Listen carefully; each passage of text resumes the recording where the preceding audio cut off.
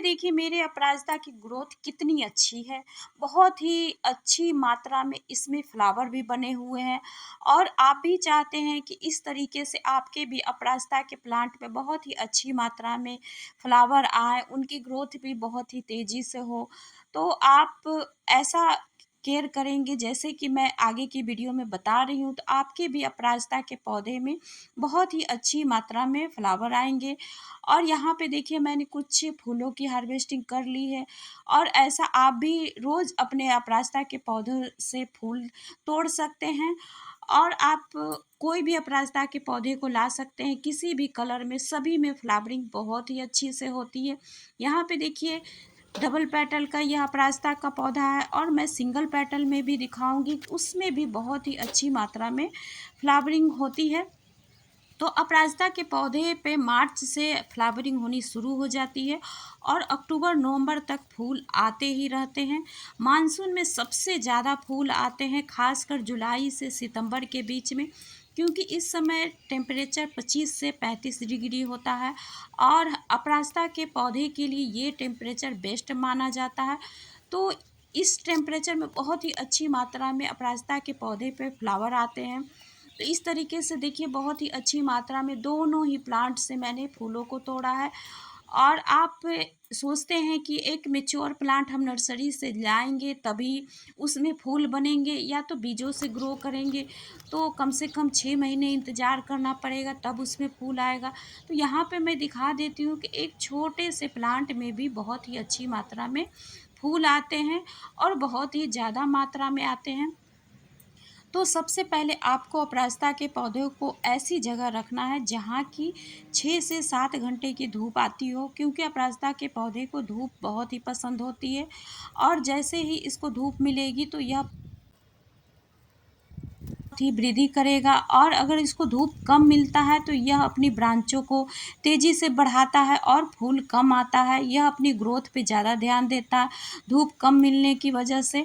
अगर आपके अपराजिता के प्लांट पे फूल कम आ रहे हैं तो आप ज़रूर अपने पौधे को चेक करें कि जो भी फूल आए हैं उसके खिलने के बाद वहाँ फलियाँ तो नहीं बन रही है।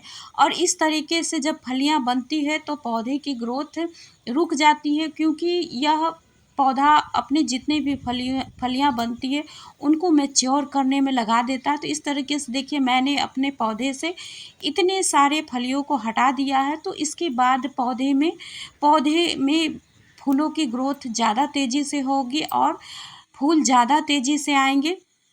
तो यहाँ पे देखिए दूसरा काम हमें करना है कि गमले की मिट्टी की हल्की सी गुड़ाई कर देनी है बारिश के मौसम में भी, क्योंकि जब हम इस तरीके से मिट्टी की गुड़ाई करते हैं तो ऑक्सीजन का लेवल अच्छी तरीके से पौधे की जड़ तक पहुँचने लगता है और जड़ भी बहुत ही अच्छी तरीके से वृद्धि करता है और पौधे की ग्रोथ बहुत ही अच्छी तरीके से होने लगता है और एक हेल्दी पौधा हमारा बहुत ही हो जाता है अपराजिता का पौधा। तो ये हमारा सबसे आसान सा उपाय है मिट्टी की हल्की सी गुड़ाई करने। और इसके बाद मिट्टी जैसे ही हम गुड़ाई करते हैं हल्की होने लगती है, भुरभुरी होने लगती है।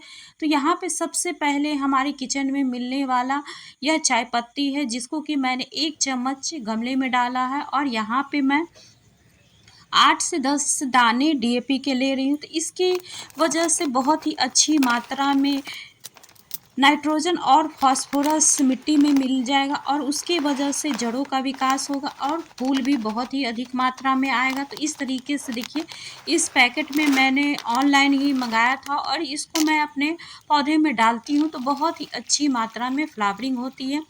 इस तरीके से देखिए मैंने पानी में इसको डाल दिया, कुछ 3 से 4 घंटों के बाद यह घुल जाएगा। और यहाँ पे मैं थोड़े से आधा चम्मच के करीब ह्यूमिक एसिड को मैंने डाला है, तो इसकी वजह से मिट्टी भुरभुरी होगी और हल्की होगी, तो बारिश के मौसम में पानी का जमाव नहीं होगा और पौधा भी बहुत ही हेल्दी रहता है। ह्यूमिक एसिड की वजह से मिट्टी में कोई फंगस नहीं लगेगा और पौधे में भी कोई कीटों का अटैक नहीं होगा।